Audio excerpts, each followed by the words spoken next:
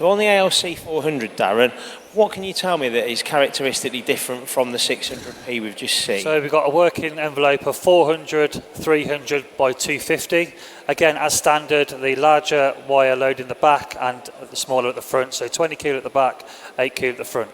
Okay, and then one thing I haven't mentioned, and across all the Sodick wire cut machines, there's a huge presence of ceramic in the table area, isn't there? That's correct, yes. So am I right in saying that this aids conductivity and the workpiece will have a more efficient spark, giving more accurate results on the parts?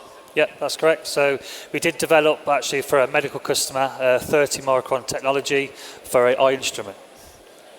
Eye surgery. Eye surgery. Yeah, I mean, so Darren worked extensively on that project. 30 micron wire, which is near on impossible to see. There's a zigzag style slot going down a needle that operates in the eye area. So we developed all that technology in-house, didn't we? All in-house, yes. So extensive tests here in the showroom and then relayed out to the customer. That's correct, yes. So not only do we pride ourselves on the quality of machines here, but we pride ourselves on the knowledge of the apps team and the R&D department.